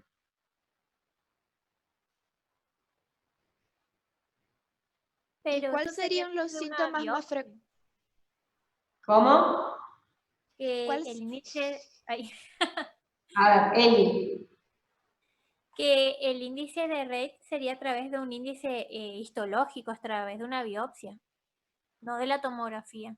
No, lo que vos medís la dilatación bronquioarterial en la tomografía, un criterio mayor. Vos en la tomografía tenés que evaluar. Hay una imagen que se llama el anillo de sello, búsquenla en el libro o en internet, lo van a encontrar. Es el bronquio, todo bronquio va acompañado de una arteria. En la bronquiectasia, acuérdense que el bronquio está dilatado y suele estar con moco adentro. ¿Sí? Entonces va a quedar un círculo blanco, que es el tapón de moco que tiene el bronquio, y al lado la arteria. Eso es lo que forma la imagen de anillo de sello. Si uno mide el diámetro de la arteria y mide el diámetro del bronquio, va a ser, 1.5 veces mayor que la arteria. ¿Está? La relación debería ser similar. En las bronquiectasias, esa relación bronquioarterial está aumentada. Gracias. ¿Y los síntomas más frecuentes en la bronquiectasia, cuáles serían, profe? ¿Podría ser tos, broncorrea y hemoptisis? Tos, que va a ser tos crónica, ¿sí? Sí, tos crónica con expectoración. Broncorrea, obviamente, porque estás, Sí, todo eso, digamos, la bronquiectasia es el bronquio dilatado y la secreción constante. sí. Y de ahí puede variar de acuerdo a la etiología del paciente, a la ubicación de las bronquiectasias, a la cantidad de bronquiectasias, se puede presentar con fiebre, con hemoptisis, con pérdida de peso. Todo esto va a acompañar o a una enfermedad de base, por ejemplo, si tiene fibrosis quística, va a acompañar a la clínica de fibrosis quística. Y si tiene bronquiectasia porque tuvo una infección viral y le quedó como una cicatriz, no va a tener por qué tener una pérdida de peso. ¿Está? Sí, claro. Digamos, la clínica principal es tos con expectoración, Sí, ¿sí? La clásica broncorrea. claro. Después, de acuerdo a la etiología, a la ubicación, a la cantidad y a la patología de base, va a variar. Las otras, claro. ¿Y la tuberculosis, las bronquiectasias serían en lóbulo superior del pulmón? Y sí, por lo general son superiores. Sí, gracias.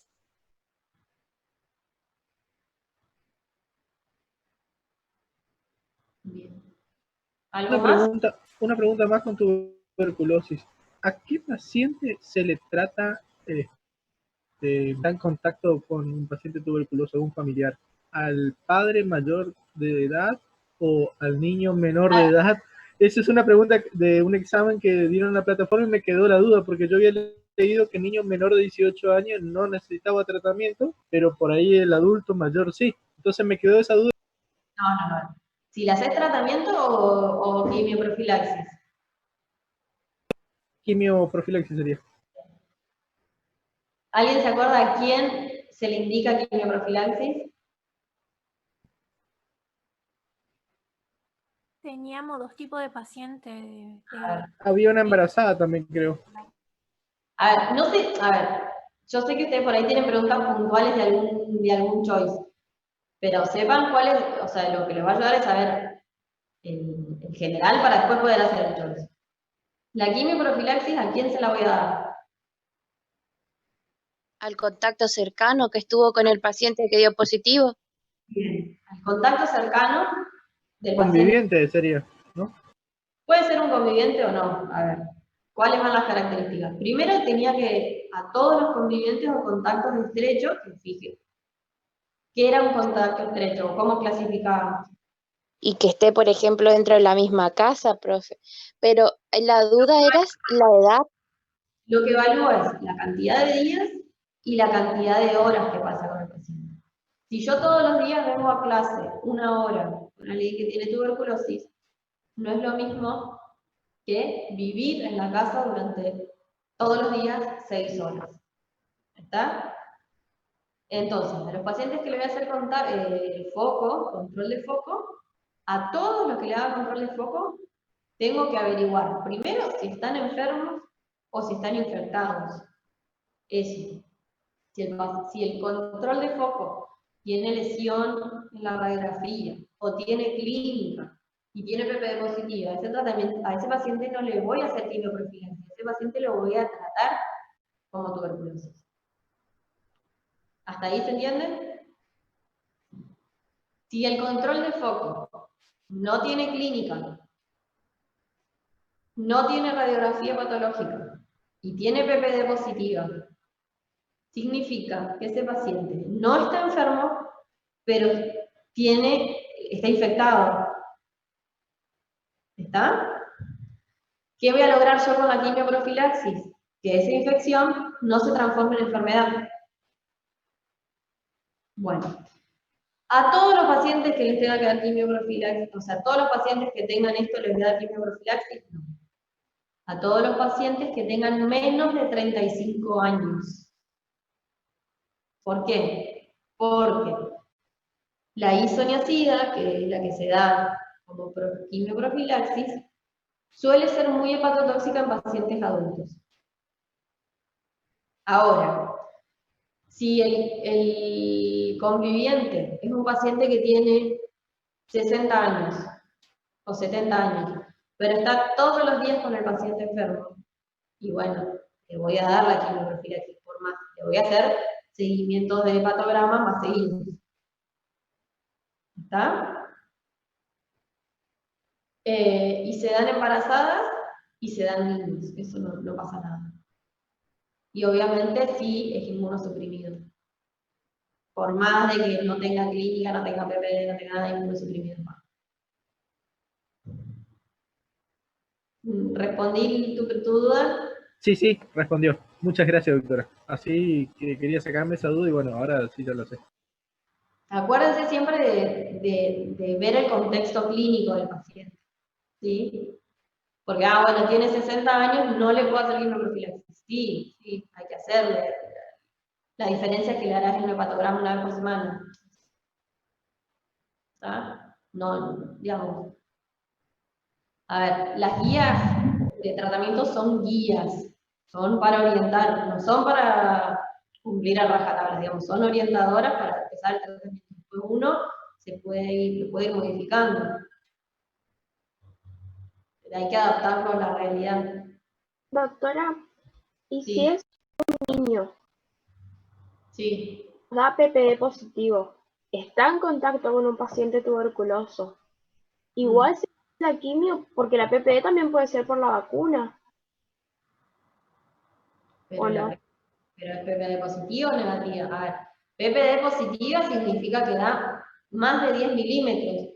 Si a vos te da 8 milímetros o 7 milímetros y sos una paciente inmunocompetente, es normal que te dé 7 milímetros, porque significa que estuviste en contacto alguna vez con el bacilo de Koch y tenés las células de memoria.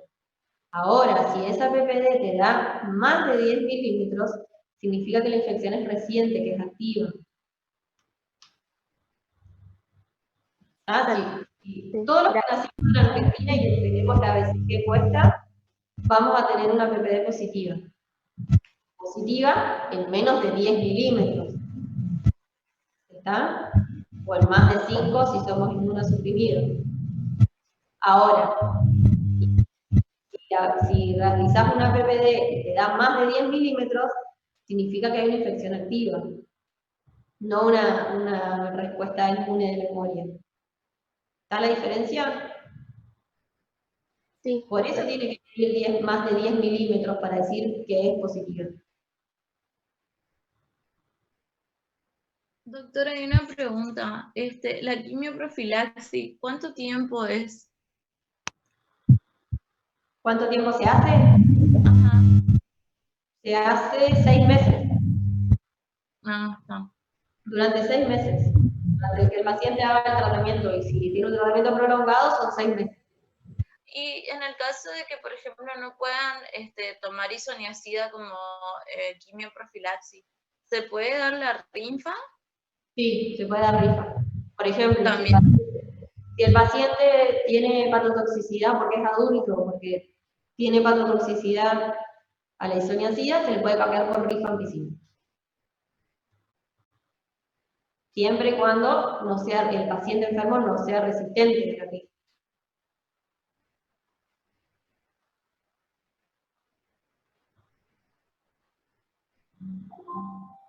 Bueno, ¿estamos? Profe, ¿Algo más? Sí. ¿Cuál sería el color normal del líquido pleural? No sé si es el mismo que el del líquido cefalorraquídeo. El color normal del líquido pleural. Sí.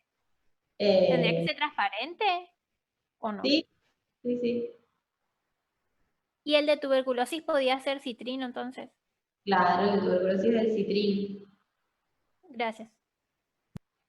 Entonces, amarillo claro, amarillo bien clarito, es como un trasudado sería.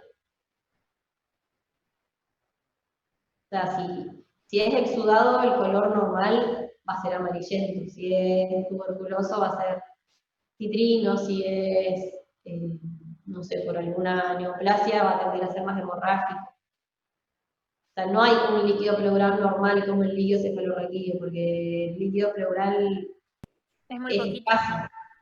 Claro. Si hay, puede ser trasudado, que va a ser bien transparente, o levemente amarillo claro, y si no, según la patología va a variar.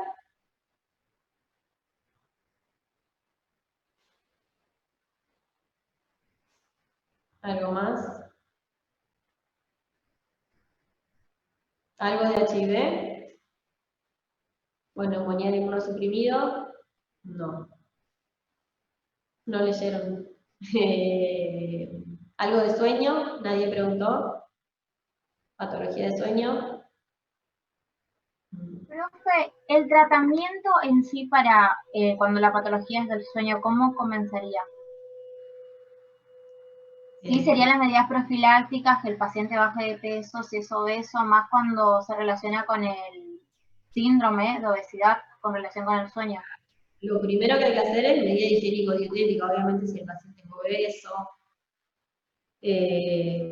La medida higiénico-dietética para el paciente, normalizar la rutina del sueño, digamos, todas esas cosas. Evaluar que no tenga una patología de base como hipotiroidismo, insuficiencia cardíaca, algo que altere también el ciclo del sueño. Y después es el CPAP. ¿Y el CPAP es para todos los pacientes que sufren apnea? En ese caso. Depende del grado de apnea. Hay apneas leves que modificando el peso del paciente mejoran. Pacientes hipotiroides que tienen apnea de sueño, que mejoran haciendo el tratamiento. Y si no, se lo vas a indicar a los pacientes que tengan el índice de perturbación, es decir, que tengan muchas apneas de sueño, que tenía que ser de grado grave, que era más de 30 apneas por hora, o pacientes que por ahí tengan menos de 30 apneas por hora, pero que tengan alguna comorbilidad importante, por ejemplo, que tengan arritmia, que ya hayan tenido ACV, que sean, no sé, choferes de colectivo, por ejemplo, que vos tenés que asegurar el descanso.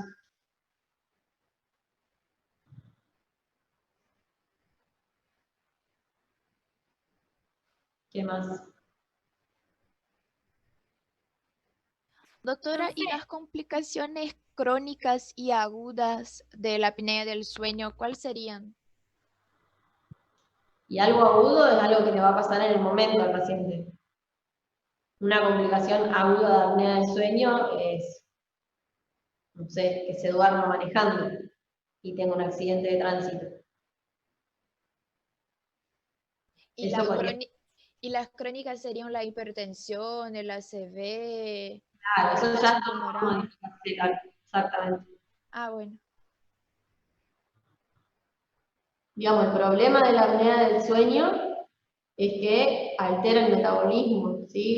Creo que había un gráfico, digamos, que se altera todo lo que es el sistema parasimpático, que va a influenciar en la presión arterial, en el remodelado cardíaco, en lo que es la secreción de insulina, y va a afectar a derivar en el síndrome metabólico. Hay digamos, un montón de patologías, después a veces afecta a los vasos de pequeño y mediano calibre, puede dar alteraciones visuales, tiene un montón de complicaciones. Ahora, lo más agudo es que el paciente se duerma manejando y choque, pero después fisiológicamente lleva muchas modificaciones.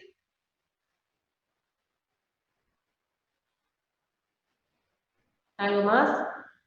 ¿Algo de intersticial que haya quedado?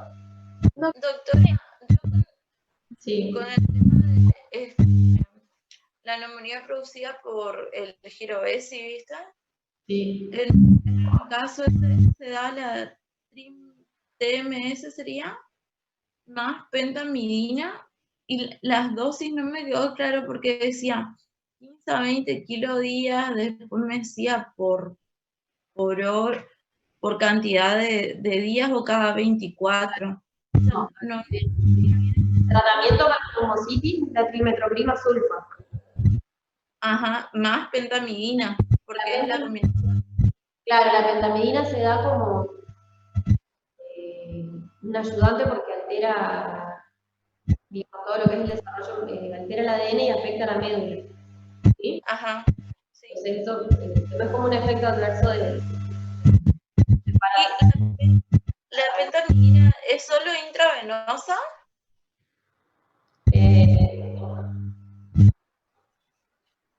No, oral. Y la dosis de trimetroprima sulfa para la neumocitis se calcula por peso del paciente. Y esa dosis que te da, la tenés que dividir entre 3 y 4 tomas diarias.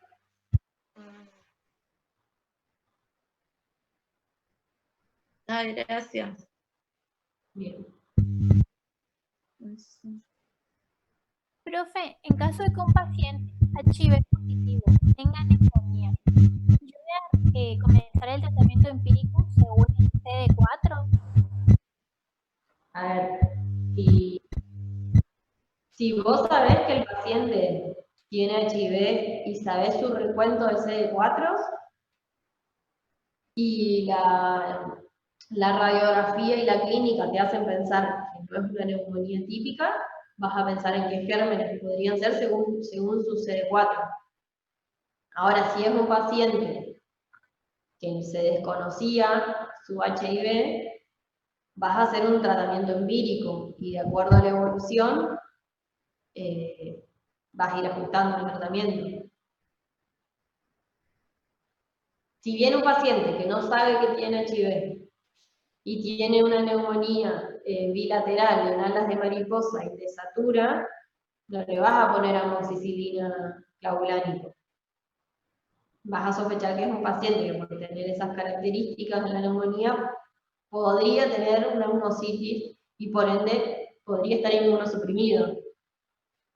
Ahora, si viene un paciente con una neumonía en base derecha y un derrame, le vas a poder solicitar el HIV, pero a modo de screening, no por tener una neumonía en base derecha va a tener HIV.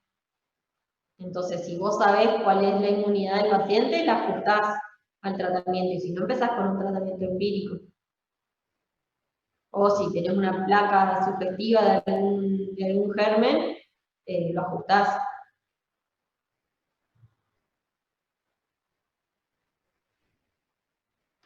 ¿Me entendés?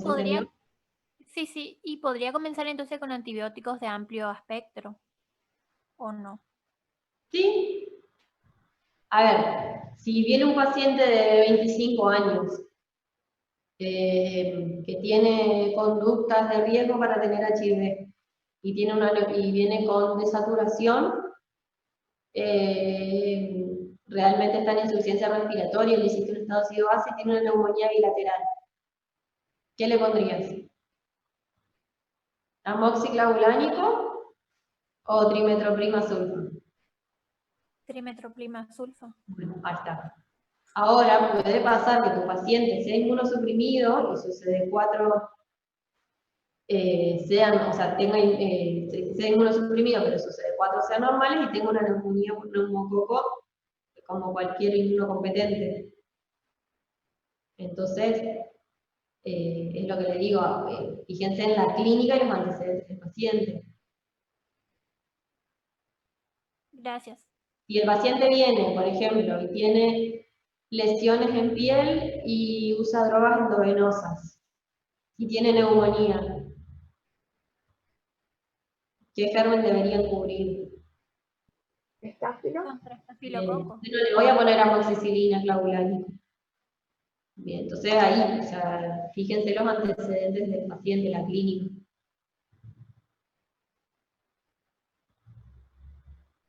¿Estamos? ¿Alguna otra pregunta?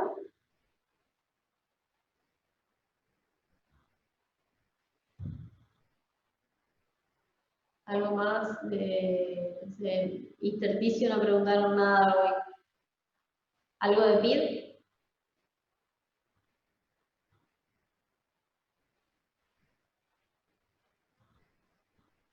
Doctora, Sí. no es de los temas. En el grupo, nuestros compañeros preguntaron si ellos pueden entrar a estos trabajos prácticos sin ser de la comisión 5, 18, 25, o sea, sin ser de sus comisiones. Eso no sé. Deberían preguntar, no sé, a Edel o dejen la duda en el foro. Pero solo le van a preguntar si es que usted quiere o no. Ah, no, a mí no me molesta. De todas formas, seguramente hagamos una clase de repaso antes del parcial. Así que, tanto para ustedes como para el resto de sus compañeros, estaría bueno que tengan las preguntas puntuales para hacer, entonces por ahí vamos repasando temas y ya vamos sacando las dudas que tengan. A mí no me molesta si entra otra persona que no es de la comisión, no sé si se puede, o sea, poder se puede porque es cuestión de apretar el link. Nada, ese problema administrativo no lo sé. Ah, bueno, gracias. Bueno, ¿alguna pregunta más? Si no, dejamos para la próxima. Profe, de cáncer de Tengo pulmón. una, A ver, ¿está hablando? Sí, ¿puede ser? sí. Dale. Con respecto al uso de los respiradores, cuando ciclan por volumen o por presión y la relación con el PIB, tipo, ¿cuál sería, en qué momento uso cada uno y cuál sería la relación con el PEP? ¿Con el qué? Con el PIB, la presión positiva al final de la expiración. Sí. Eso es cuando manejas por presión el respirador. Si yo manejo por presión el respirador, indico las presiones a las que tiene que circular el aire, digamos, tanto al ingreso como cuando sale, y la presión que queda, la presión de meseta que queda en el alvéolo sería. Eso es cuando ciclo por presión y no me importa el volumen del paciente. O sea, el paciente ingresa 2 litros y llega a la presión que yo puse como máximo, se corta. Por más de que eso no le alcance al paciente, digamos, por así decirlo. En cambio, cuando ciclo por volumen, lo que aseguro son los litros que le entran al paciente. Y no podría modificarla, digamos, es independiente de la presión. Obviamente que se va a setear una presión máxima para que no reviente el alvéolo. Pero cuando se setea el respirador por presión, ahí es donde vas a evaluar el PIB, la PEP, la meseta y demás. No sé si respondí a tu duda. Sí, ahí entendí. Gracias. ¿Y la otra quién me estaba preguntando recién? Yo, profe, cuanto al cáncer de pulmón, yo planteé en el foro y otros compañeros también la misma duda, porque leemos en algunas bibliografías que el cáncer y la histología más común sería el escamoso, el epidermoide, y en otras bibliografías marca como el adenocarcinoma. ¿Cuál es? A ver, eso es como estadística. El adeno es frecuente, ¿sí? Es frecuente en el paciente que fuma, las mujeres, en la raza, nuestra raza sería. El epidermoide también es frecuente, pero no suele asociarse al tabaquismo, suele ser. Entonces ahí también tienen que ver la bibliografía que están leyendo y el contexto en el que les hablan. Sí, el Fajeras marcaba como el epidermoide y en Harrison el adenocarcinoma, pero decía que el adenocarcinoma es el más común. ¿Sería lo mismo que el más frecuente o no? No. Lo más común sería adenocarcinoma y lo frecuente sería epidermoide. El más común porque está asociado al tabaquismo. Pero que está asociado al tabaquismo no es el epidermoide. Sí. Ah, sí, entonces ese sería más. Ah, bueno. Por eso, fíjense, a ver, si su paciente fuma o no, la raza que tiene, si es mujer, si tiene metástasis y demás. Si le preguntan cuál es la prevalencia que tenga, cuál es la frecuencia, es otra cosa. Claro. Buenos días, doctora. Le consulto. ¿Cuándo será la clase de repaso Antes de la era. Y será 1 o 2 días antes. O sea, lunes o martes más o menos. ¿El parcial ya tiene fecha? Sí, el 3 a las 9 de la mañana. Ahora consulto, pero sí, si hay clase de repaso va a ser un lunes martes. Bueno, muchas gracias. ¿Algo más? Acá en el chat dejaron preguntas que tenemos que ver. Vamos desde cero a ver si algunas ya se respondieron.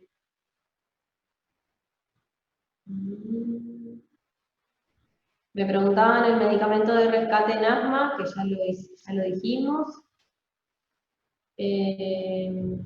Criterios para teofilina, que ya dijimos. Eso es para endocarditis, me imagino que cuando hablaban de los hemocultivos por 3.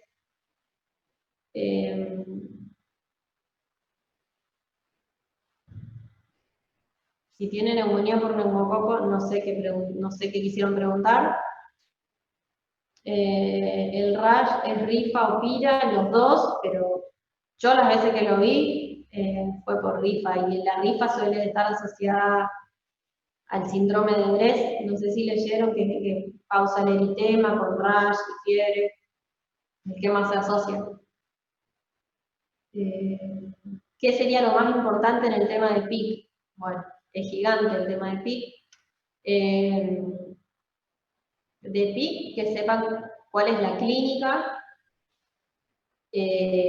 cómo se clasifican a las de PIC, o sea, si está asociada a alguna patología como una neumoconiosis, como una hipersensibilidad, y las EPIC de otras causas, como dividirlas entre neumatosa o las neumonías intersticiales idiopáticas, y obviamente cuál es el patrón clásico de la fibrosis pulmonar. Eso me parece que sí o sí tienen que saber los de PIC.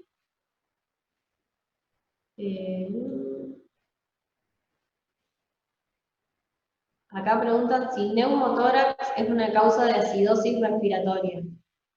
Y creo que no hay ninguna otra pregunta. Si es una causa de acidosis respiratoria, depende del grado del neumotórax, obviamente. Si el paciente puede o no ventilar. No es lo mismo un neumotórax leve del paciente que llega caminando con mínimo dolor a que el neumotórax atención o el paciente en shock. ¿Algo más?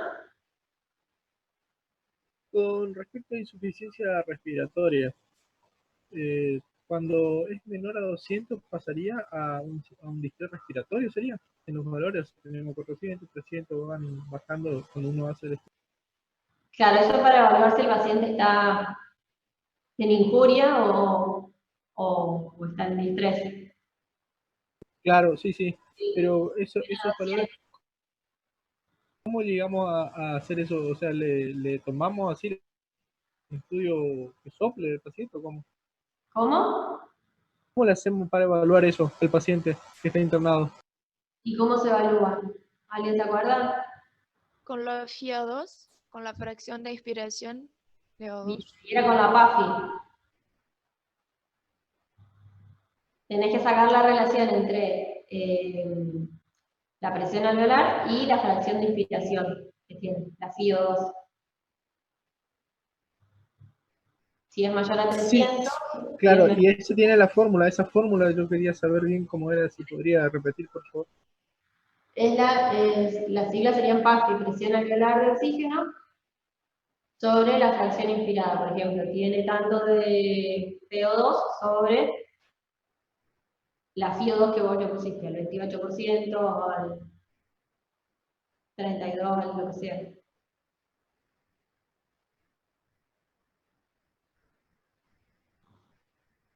La PAFI más que nada es para comparar la evolución del paciente.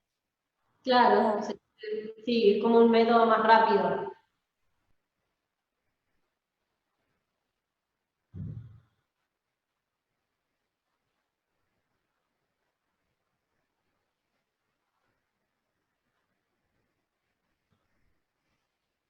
¿Estamos? Ahora sí. Bueno, cualquier cosa escriben en el foro, y cuando escriban en el foro pongan, o sea, si es una pregunta general la dejan en el foro, y si es una pregunta directamente para mí, pongan que es para mí. Y supongo que si hay clase de repaso, lo va a hacer en los días anteriores al examen. Ahora voy a averiguar eso y se les avisará si está la clase de repaso. En principio iba a haber, no sé cómo quedó organizado. ¿Estamos? Bueno, Ok, gracias, doctora. listo, hasta luego. Gracias, doctora.